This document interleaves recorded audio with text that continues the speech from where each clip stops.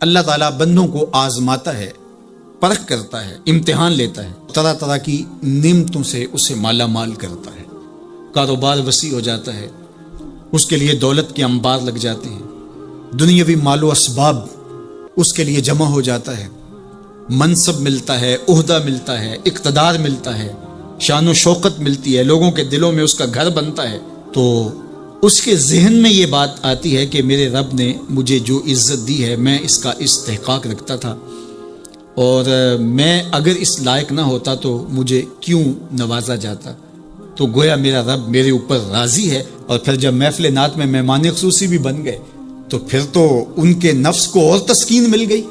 جب پیر صاحب نے بھی ان کو ہی اہمیت دی تو پھر انہیں لگا کہ واقعہ ہی ہمارا رب ہم پہ راضی ہی ہے، تبھی تو ہمیں مذہبی طبقوں کے اندر بھی اہمیت مل رہی ہے، حالانکہ وہ جانتے ہیں کہ ہم نے یہ دولت کیسے حاصل کی ہے، وہ جانتے ہیں کہ ہمیں سجدے کی توفیق نصیب نہیں ہے، وہ جانتے ہیں کہ آج اس محفل میں مہمان خصوصی سے تو کل ہم شراب خانے میں تھے، انہیں پتا ہے، لیکن اس کی طرف توجہ نہیں جاتی، سوچتے نہیں ہیں، بلکہ وہ یہ سمجھتے ہیں کہ ہمیں یہ جو عزت مل رہی ہے یہ اللہ تعالیٰ کی طرف سے ہماری کسی قبولیت کی وجہ سے یہ عزت ہے، حالانکہ یہ ان کی آزمائش تھی، ان کا امتحان تھا۔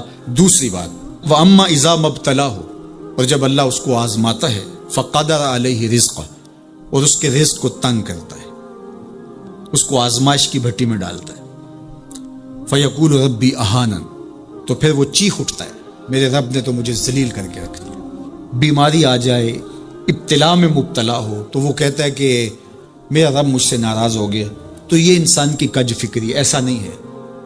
کسی شخص کو دولت کا دیا جانا یہ اللہ کی رضا کی دلیل نہیں ہے، اور کسی شخص کو غربت کے امتحان میں ڈالا جانا یہ اللہ کی ناراضگی کی دلیل نہیں ہے۔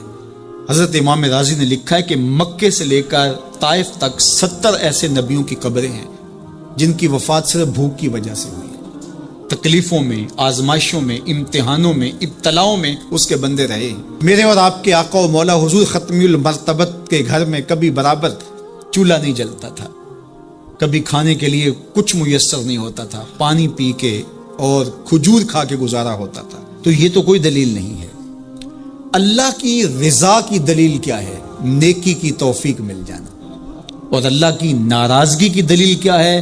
کسی شخص کا گناہ پہ دلیر ہو جانا۔ کوئی بندہ گناہ پہ دلیر ہے اور معصیت، نافرمانیاں، اللہ کے حکموں کو توڑنا اس کا مزاج ہے، تو سمجھو اللہ اس سے ناراض ہے۔ اور اگر کسی کو اللہ نے سجدے کی توفیق دی ہے، کسی کو اللہ نے اپنے راستے میں خلوص کے ساتھ خرچ کرنے کی توفیقات عطا کی ہیں، حلال حرام کی تمیز اس کو عطا کر دی گئی ہے، تو پھر سمجھ لو کہ اللہ اس پہ راضی ہے۔ باقی رہی بات کہ کسی کو دولت کا زیادہ دیا جانا، کسی کو کم دیا جانا، تو یہ آزمائش ہے۔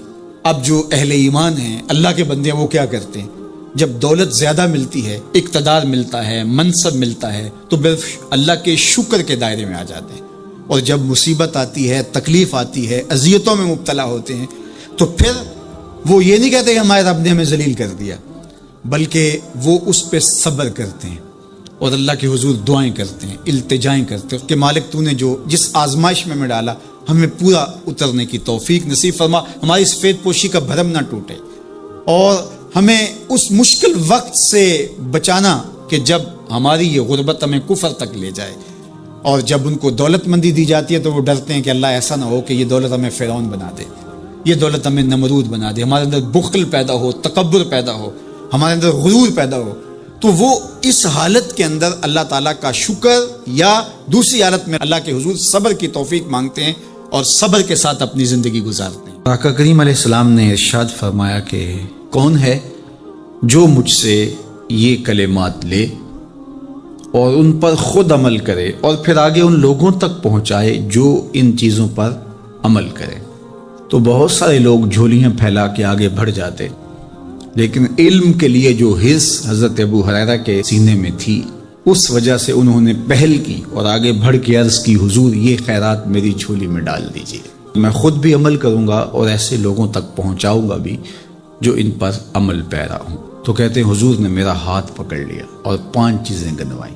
پہلی بات میرے حضور نے ارشاد فرمائی، اتق المحارم تکن عابد الناس، اللہ کی حرام کردہ چیزوں سے بچ جاؤ تم لوگوں میں سب سے بڑے عبادت گزار بن جاؤ گے۔ نیکی کرنا بہت اہم ہے، لیکن یہاں جو تعلیم دی گئی وہ گناہ سے بچنے کی ہے۔ ایک شخص رات کو 100 نفل پڑھ لیتا ہے، لیکن صبح اٹھ کے کسی کا حق غصب کرتا ہے، کسی کو گالی دیتا ہے، جھوٹ بولتا ہے، کم تولتا ہے، کم ناپتا ہے، اللہ کے احکام کو توڑتا ہے، اور دوسرا شخص ساری رات عشاء کی نماز کے بعد سویا رہا اور دن کو فجر کے بعد اس نے جھوٹ نہیں بولا، کسی کو تنگ نہیں کیا، اللہ کی مخلوق کو ضرر نہیں پہنچایا، تو شریعت ایسے شخص کو پسند کرتی ہے جو اللہ کی حرام کردہ چیزوں سے بچ جائے۔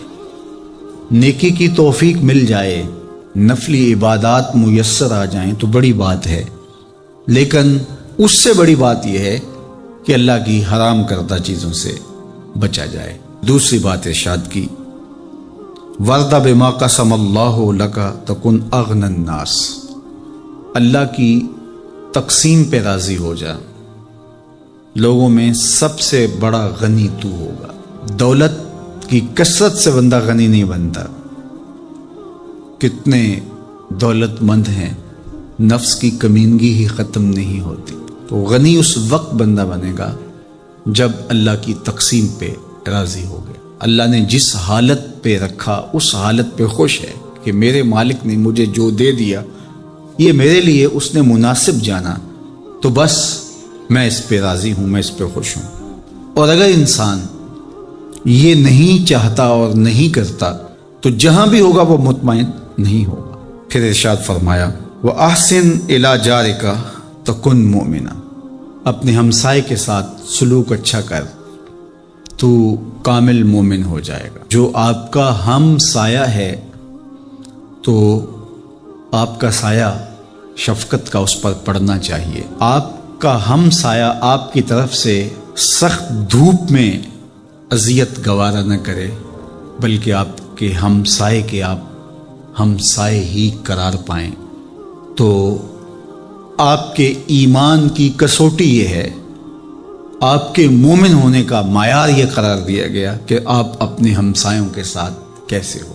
چوتھی چیز، وَأَحِبَّ لِلنَّاسِ مَا تُحِبُّ لِنَفْسِكَ تَكُنْ مُسْلِمًا، اگر تم کامل مسلمان بننا چاہتے ہو تو جو اپنے لیے پسند کرتے ہو تمام مخلوق کے لیے وہ پسند کرو۔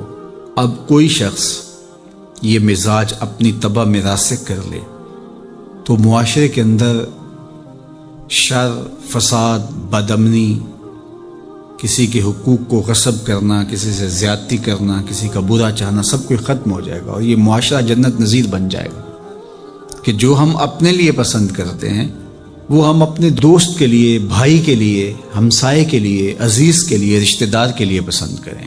اور پانچویں بات، وَلَا تُكْثِرِ الضِّحْكَ فَإِنَّ كَثْرَةَ الضِّحْكِ تُمِيتُ الْقَلْبَ، ابو ہریرہ زیادہ ہنسا نہ کرو، زیادہ ہنسنے سے دل مر جاتا ہے۔ مسکرانا تو سنت ہے، مسکرانا حضور کی عادت تھی، جس کی تسکین سے روتے ہوئے ہنس پڑیں، اس تبسم کی عادت پہ لاکھوں سلام۔ مسکرانے کے بعد اگلا مرحلہ دہک کا آتا ہے، لیکن دہک کبھی کبھی حضور سے صادر ہوا، اور کہا یہ حضور علیہ السلام سے صادر نہیں ہوا، تو کہے سے منع کر دیا گیا۔ دہک کبھی کبھی ہو اور تبسم آپ کی زندگی میں شامل ہو۔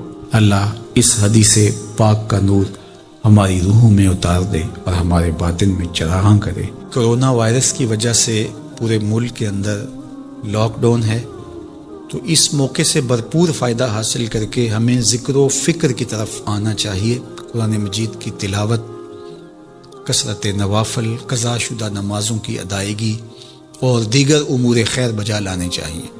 اپنے ماں باپ کی صحبت میں بیٹھنا چاہیے، ان کی دعائیں لینی چاہیے، اپنے بچوں کے پاس بیٹھیں، اور بہت سارے اور امور جو ہم اپنی مصروفیات کے باعث پورے نہیں کر پاتے، تو یہ موقع ہے ان کو پورا کرنے کا۔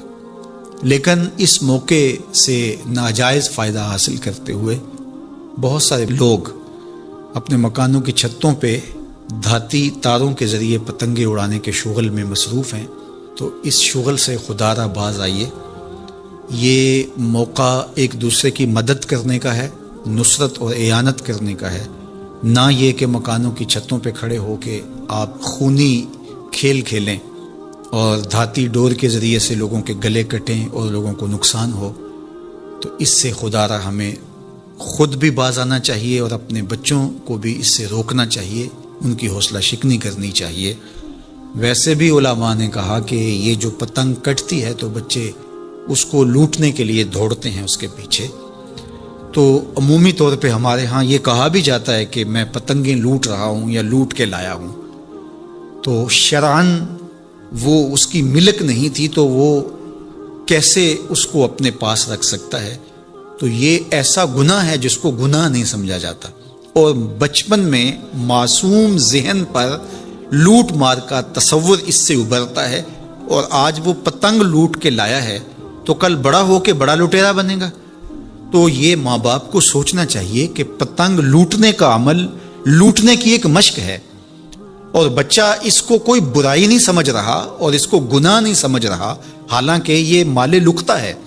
اور اگر کسی نے پتنگ لوٹ لی یا ڈور لوٹ لی تو ہمارے فقہا نے لکھا ہے کہ 6 ماہ تک اس کا اعلان کرے، مالک کے نہ ملنے کی صورت کے اندر اس کو صدقہ کرے، وہ خود پھر بھی نہیں رکھ سکتا ہے چونکہ یہ مال لقطہ کے حکم کے اندر ہے۔ تو عمومی طور پہ ہم بچے کو بھی شاباش دیتے ہیں، اس کو بڑا دلیر قرار دیتے ہیں کہ اس نے اتنی پتنگیں لوٹی، آج اس کا یہ کمال ہے۔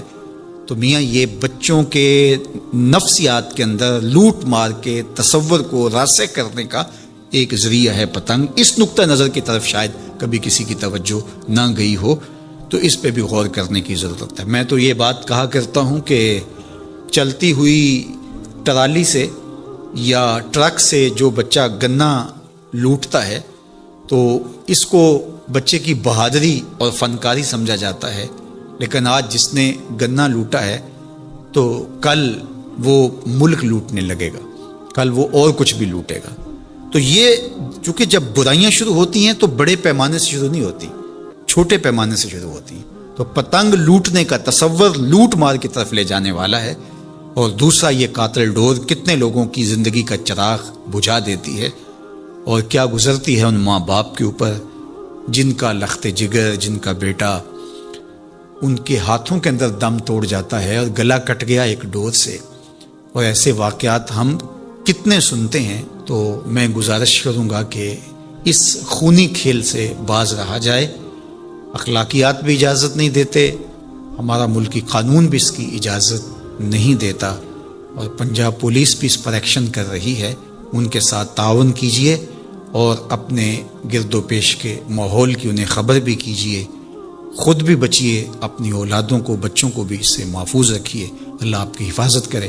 والسلام علیکم ورحمۃ اللہ وبرکاتہ۔ قرآن مجید کا اسلوب بیان دیکھیے کتنا دل آویز اور خوبصورت، اور مذہب اسلام کی خوبصورتی دیکھیے۔ غریبوں کو، یتیموں کو، لاچاروں کو، اپاہج اور کمزوروں کو، بیوگان اور اراملہ اور مساکین کو مدد کرنا، ان کی اعانت کرنا، ان کو کھانا دینا، یہ تو سارے لوگ کہتے ہیں، لیکن قرآن نے کتنی خوبصورتی کے ساتھ ہمیں بتایا کہ مسئلہ کھانے کا نہیں ہے، مسئلہ ان کو عزت دینے کا ہے۔ اگر تم ان کو کھانا دیتے ہو اور تذلیل بھی کرتے ہو تو تم اللہ کی رضا کبھی نہیں پا سکتے۔ اللہ کی رضا تمہیں تب نصیب ہوگی جب تم ان کی عزت نفس کا خیال رکھو گے، ان کی تذلیل نہیں کرو گے، تم ان کی تصویریں سوشل میڈیا پہ اور اخباروں پہ ڈال کر کے ان کی تذلیل کا سبب اور ذریعہ نہیں بنو گے، تو پھر تمہارا رب تم سے راضی ہے۔ تو بات کھانا دینے کی نہیں ہے، قرآن کہتا ہے تم ان کی خدمت کرو، ان کو کھانا کھلاؤ، لیکن اس چیز کا تمہیں پہلے خیال ہونا چاہیے کہ تم ان کی عزت نفس کو مجروح نہ ہونے دینا۔ وَرَجُلٌ تَصَدَّقَ بِصَدَقَةٍ فَأَخْفَاهَا حَتَّى لَا تَعْلَمَ شِمَالُهُ مَا تُنْفِقُ يَمِينُهُ۔ میرے حضور نے فرمایا جس شخص نے صدقہ کیا اور اتنے مخفی انداز میں کیا کہ جو دائیں ہاتھ نے خرچ کیا بائیں ہاتھ کو اس کا پتہ ہی نہ چلا، قیامت کے دن جب کوئی سایہ نہیں ہوگا اللہ ایسے شخص کو اپنے عرش کا ٹھنڈا سایہ نصیب فرمائے گا۔ کتنی بڑی بات ہے۔ قرآن نے ہمیں سرًا و اعلانیہ دونوں طریقے بتائے ہیں۔ اعلانیہ بھی خرچ کر سکتے ہو، مخفی بھی خرچ کر سکتے ہو۔ لیکن اعلانیہ خرچ تم تب کرو گے جب کسی کی عزت نفس کا مسئلہ نہیں ہو. آپ مسجد کے لیے فنڈ مانگ رہے ہیں، کوئی بات نہیں، یہاں تو کوئی ایسا شخص نہیں ہے، لیکن کسی ایک شخص کو دے رہے ہیں تو پھر آپ کو اس بات کا خیال کرنا ہوگا، اس وقت پھر مخفی کرنا تمہارے لیے ضروری ہے. اسی طرح اگر تم ترغیب کے لیے کر رہے ہو تو کوئی بات نہیں ہے، لیکن اس میں بھی تم یہ خیال رکھو کہ ترغیب میں بھی کسی کا دل نہ دکھنے پائے، کسی کی تصویر نہ آنے پائے. ترغیب دلانے کے بہت سارے طریقے ہیں، لیکن ترغیب دلانے سے قبل اپنے دل سے سوال کر لو، ترغیب کے پیچھے چھپی ہوئی کہیں ریاکاری تو نہیں ہے؟ چونکہ ریاکاری جو ہے یہ کالے پتھر پر کالے رنگ کی چیونٹی چلے تو اس کی چال سے بھی زیادہ باریک ہے، تو یہ بڑی باریک چال ہے. تو بعض کا بندہ کہتا ہے میں تو ترغیب کے لیے کر رہا ہوں، لیکن اس کے پیچھے اس کا نفس کھڑا ہوتا ہے اور اس کے نفس پہ یہ شاک ہوتا ہے کہ وہ بغیر تشہیر کے کرے، تو وہ ترغیب کا نام لے کے اپنی اس ریاکاری کے اوپر ترغیب کا پردہ ڈالنا چاہتا ہے، لیکن ہوتی ریاکاری ہی ہے. تو یہ اپنے آپ سے پوچھے. بندے کو پتا ہوتا ہے کہ میں کہاں کھڑا ہوں. اقبال نے کہا تھا کہ ملا سے نہ پوچھ اپنے دل سے پوچھ. تو بندے کو پتا ہوتا ہے کہ یہ ترغیب ہے یا اس کے پیچھے چھپی ہوئی ریاکاری ہے، اور ریاکاری تھوڑی سی بھی اللہ کو قابل قبول نہیں ہے. حضرت ابو امامہ الباہلی رضی اللہ تعالیٰ عنہ فرماتے ہیں کہ میں نے حضور سے پوچھا کہ ایک شخص جہاد کرتا ہے اور اپنی جان وار دیتا ہے اور اس کا مقصد اللہ کے دین کو سر بلند کرنا ہے، لیکن اس کے ذہن میں یہ بھی ہے کہ چلو میری بہادری کے جھنڈے بھی لگ جائیں گے، تو کیا اس کو اس عمل کا صلہ ملے گا؟ تو میرے حضور نے ارشاد فرمایا فلا شیء لہ، اسے کوئی اجر نہیں ملے گا. اللہ صرف اسی عمل کو قبول کرتا جو محض اس کے لیے کیا جائے. تیرے عمل میں اخلاص ہو تو اس کا اجر کچھ اور ہے. حور و خیام سے گزر، بادہ و جام سے گزر. جو محض اس کی رضا کے لیے عمل کیا جائے وہی عمل ہے. حضرت معاذ بن جبل رضی اللہ تعالیٰ عنہ حضور کے روضہ انور کے پاس بیٹھ کے رو رہے تھے. حضرت عمر گزرے تو رک گئے. کہا معاذ رو رہے ہو؟ کہا کہ صاحب مزار کا ایک فرمان یاد آیا جس نے مجھے رلا دی. تو کہا وہ کیا فرمان تھا؟ کہا ایک دن حضور نے کہا تھا تھوڑی سی ریا بھی شرک ہے، تھوڑی سی ریا بھی شرک ہے. تو ضرور رکیے. آپ ترغیب کا نام لے رہے ہیں کہ میں ترغیب دینے کے لیے کر رہا ہوں، لیکن ذرا ایک لمحے کے لیے رک کے اپنے آپ سے سوال کر لیجئے، ترغیب کے پردوں کے پیچھے چھپی ہوئی کہیں ریا تو نہیں ہے؟ اگر ریا کہیں چھپی ہے تو عمل ضائع ہو گیا، عمل برباد ہو گیا. کیتی کتری پئی کھو محمد تے سکہ بنیا زردہ، سب کچھ برباد ہو گیا. اس لیے محض اس کی رضا کے لیے ترغیب بھی اگر آپ کی نیت ہے تو اس سے قبل اچھی طرح اپنے آپ کو جانچ لیں کہ ہم کھڑے کہاں ہیں. اللہ اکبر. تو کہا کہ کلا بل لا تکرمون الیتیم، تمہارا مسئلہ یہ ہے کہ تم یتیم کی تکریم نہیں کرتے ہو، عزت نہیں دیتے. حضور علیہ الصلوۃ والسلام نے فرمایا کہ مومن کا معاملہ بھی بڑا عجیب ہے کہ اسے اگر تکلیف ہوتی ہے تو اس پر وہ صبر کرتا ہے، یا اسے خوشی ملتی ہے تو اس پر وہ شکر کرتا ہے. تو دونوں صورتوں میں اللہ اس کو اجر عطا کرتا ہے، اور یہ صرف شان مومن کی ہی ہے کہ وہ مصیبت پر صبر کرے. بلکہ فرمایا کہ مومن کے پاؤں میں کانٹا بھی چبھتا ہے تو اس کا بھی اس کو اجر دیا جاتا ہے، اس کے درجے بلند ہوتے ہیں، اس کے گناہ معاف کر دیے جاتے ہیں، اس کی خطاؤں سے درگزر کر لیا جاتا ہے. لیکن یہ مشروط ہے اس تکلیف کو صبر کے ساتھ برداشت کرنے سے. اگر وہ واویلا کرتا ہے، ناشکری کے کلمات کہتا ہے، تو تکلیف تو ختم نہیں ہوتی لیکن اجر زائل کر دیا جاتا ہے.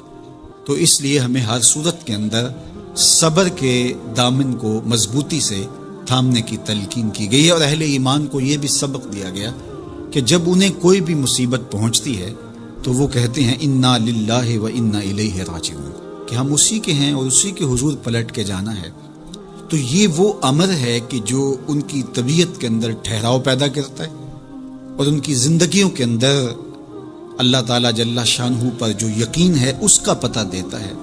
اگر مصیبت کو اللہ کی طرف سے سمجھ کے مان کے صبر کیا جائے، اس کو مقدور سمجھا جائے، اس پر واویلا نہ کیا جائے، اللہ کی نافرمانی کا کوئی کلمہ نہ بولا جائے، اپنے عقیدے میں تزلزل نہ آنے دیا جائے، اپنے رویوں کی خوبصورتی کو زائل نہ ہونے دیا جائے، تو اس کا مطلب ہے کہ وہ شخص مومن ہے.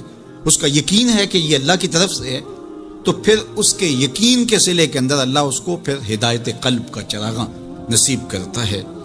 اور فرمایا واللہ بکل شیء علیم، اور اللہ ہر شے کو جاننے والا ہے، اسے پتہ ہے کہ کسی پر مصیبت نازل کیوں کرنی ہے، اور اس مصیبت سے اس کا امتحان لینا مقصود ہے، اس کے درجوں کو بلند کرنا مقصود ہے، اس کے گناہوں کو معاف کرنا مقصود ہے، اس کو کسی آزمائش میں ڈال کر کے اس کو مزید کندن بنانا مقصود ہے، یا اس کا کیا مقصود ہے، اس کو سزا دینا مقصود ہے، یہ اسے پتہ ہے۔ تمہارا رب تمہاری طرف آنے والی جو تکلیفیں ہیں ان کے اندر ہزارہا پنہا حکمتوں سے واقف ہے۔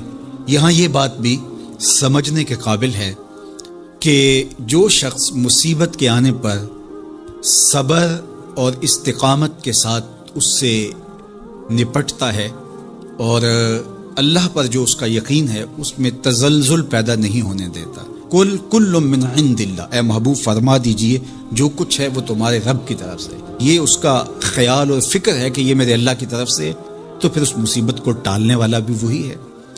تو اگر یہ اس کا عقیدہ پختہ تھا تو پھر وہ مالک کی دہلیز چھوڑ کے، مالک کی چوکھٹ چھوڑ کے کسی اور دہلیز پہ نہیں جائے گا، کسی اور چوکھٹ پہ نہیں جائے گا، وہ اس مصیبت کو دور کرنے والا مؤثر حقیقی اللہ کو ہی جانتا ہوگا، اور اسی کے حضور دعائیں کرے گا، التجائیں کرے گا، کسی شرک کا ارتکاب نہیں کر سکتا ہے، اور وہ مالک کی دہلیز سے کبھی روح گردانی نہیں کر سکتا، بلکہ اس تکلیف کے آنے سے وہ اپنے رب کے ساتھ اور زیادہ جڑ جائے گا، اور اگر وہ صبر کرے تو یہ اس کا ایک مرتبہ ہے کہ وہ حوصلے کے ساتھ اس تکلیف کو برداشت کرے، اور دوسرا مرتبہ جو اس سے بڑھ کر ہے کہ اس پہ اللہ کی رضا کے سانچے میں اپنے آپ کو ڈھال لے کہ جے سونا میرے دکھ وچ راضی، میں سکھ نو چلے ڈاواں۔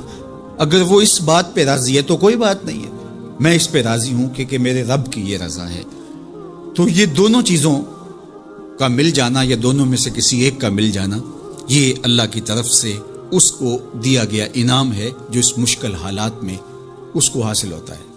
اب وہ کس کیفیت میں ہے اللہ تعالیٰ اس کو خوب جانتا ہے، کہ وہ اس پہ صبر کر رہا ہے یا اس کا اندر ڈول رہا ہے، اس کا عقیدہ کمزور تھا اور وہ کمزوری کے باعث جو ہے وہ تزلزل کا، تذبذب کا شکار ہو گئے، تو یہ تمہارا رب خوب جانتا ہے۔ تو تمہارے سینے کے اندر چھپی ہوئی کیفیت تمہارے جاتا ہے، سوال کا دروازہ کھول دیتا ہے، اللہ اس کے لیے محتاجی کا دروازہ کھول دیتا ہے۔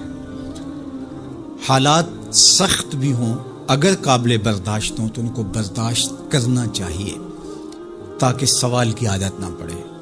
انسان مخمصے کی حالت میں ہو، مجبور ہو جائے تو وہ ایک الگ بات ہے، مخمصے کی حالت میں سوال جائز ہو جاتا ہے، لیکن اگر حالت مخمصے کی نہ ہو تو پھر سوال نہیں کرنا۔ تھوڑی سی مشکل آئی اور اناج بٹتے ہوئے دیکھا تو خود بھی سوالی بن کے جا کے کھڑے ہو گئے، جبکہ ہمارے گھر کے اندر اتنا کچھ موجود تھا کہ ہم گزر کر سکتے تھے، لیکن مفت کا مال ہے لہٰذا کوئی حرج نہیں ہے، تو پھر آہستہ آہستہ انسان اس کا عادی بن جاتا ہے۔ اللہ اس وقت سے بچائے کہ ہم محتاج ہوں اور ہمیں عملاً اس جگہ پہ آنا پڑے، اللہ سب کو محفوظ فرمائے۔ لیکن اگر حالات کچھ تلخ بھی ہوں تو پھر بھی اگر آپ دیکھیں اپنے آپ کو کہ کیا ہم ایسی جگہ پہ تو نہیں ہیں کہ ہم سوال کرنے جائیں، تو باہر ایک ماحول دیکھ کر کے تو لپک پڑنا، تو اس سے آپ کی طبع کے اندر سوال کی عادت پیدا ہوگی، تو اس لیے جو مانگنا شروع کر دیتا ہے پھر اس کے لیے محتاجی کا دروازہ بند نہیں ہوتا، الا یہ کہ کوئی سخت مجبور ہو جائے تو شریعت اس کو اس کی اجازت دیتی ہے۔ تیسری بات میرے اور آپ کے آقا و مولا نے جو قسم کر کے کہی، ما نقص مال عبد من صدقہ، کہ صدقے سے بندے کا مال کم نہیں ہوتا۔ آپ کا اکاؤنٹنٹ کہتا ہے کہ اگر اتنے پیسے اتنوں سے نکال دیے گئے تو باقی اتنے بچیں گے، کیلکولیٹر کا حساب بھی یہی ہے، لیکن میرے محبوب فرماتے ہیں کہ میں ضمانت دیتا ہوں کہ صدقے سے مال کم نہیں ہوتا، تو اس لیے تم راہ خدا میں خرچ کرو گے تو میرا رب کہہ رہا ہے خیر لانفسکم، یہ تمہارے لیے بہتر ہے، تمہیں لگتا ہے کہ اتنے کم ہو جائیں گے لیکن ایسا نہیں ہے، تمہارا مال صدقے سے گھٹتا نہیں ہے، صدقے سے تمہارا مال بڑھتا ہے۔ اور اللہ تعالیٰ جل شانہ ایک کا 10 گنا عطا کرتا ہے، 70 گنا عطا کرتا ہے، 700 گنا عطا کرتا ہے. فرمایا اللہ چاہے تو اس سے بھی زیادہ عطا کر دے. اور پھر فرمایا ان تقرضوا اللہ قرضا حسنا یضاعفہ لکم، اگر تم اللہ کی راہ میں قرض حسنہ دو تو وہ دگنا کر کے دے گا. اچھا، یہ کیسا اللہ کا انداز بیاں ہے کہ خود مال دے کے خود کہہ رہا ہے مجھے قرضہ دو، اور پھر خود کہتا ہے میں دگنا دوں گا. دیا ہوا کس نے ہے؟ اسی نے. اور کہتا ہے کہ جو میں نے تمہیں دیا ہے اس سے مجھے دو، اور میں پھر اس کو اپنے دیے ہوئے مال سے دیے گئے مال کو دگنا کر کے تمہیں لوٹاؤں گا. اللہ اکبر. اور پھر فرمایا وَيَغْفِرْ لَكُمْ، اور تمہیں بخش بھی دوں گا. واللہ شکور حلیم، وہ شکر گزار بھی ہے اور حلم والا بھی ہے. اللہ اکبر. وہ بردبار بھی ہے، وہ تمہارا شکر گزار بھی ہوگا، تمہیں دگنا کر کے بھی دے گا، تمہاری مغفرت بھی کر دے گا، اور تمہارے مال میں کمی بھی نہیں آنے دے گا، اور یہ بہتر بھی تمہارے لیے ہوگا. یہ تمہاری آزمائش تھی، تمہارا مال تمہیں دے کر تم سے مانگا، اور جس کے لیے مانگا اس کو اللہ ڈائریکٹ بھی تو دے سکتا تھا، لیکن کہا کہ اس کی آزمائش ہے کہ اس کو غربت کی بھٹی میں ڈالا گیا. تمہاری آزمائش یہ ہے، تمہیں فراوانی دی گئی. اب دیکھیے کہ وہ آزمائش میں پورا نکلتا ہے، تم آزمائش میں پورے نکلتے ہو، دونوں آزمائش میں پورے نکلتے ہیں، یا پھر تم نامراد اور ناکام ہو جاتے ہو. اللہ اکبر. اللہ جل شانہ پورے عالم کے اوپر پھیلی ہوئی وبا کو دور فرمائے، بالخصوص امت مسلمہ کی خیر کرے، اور میرے وطن پاکستان کو امن کا، نور کا، رحمت کا گہوارہ بنائے، اور یہاں نظام رسول کی بہاریں پیدا کرے.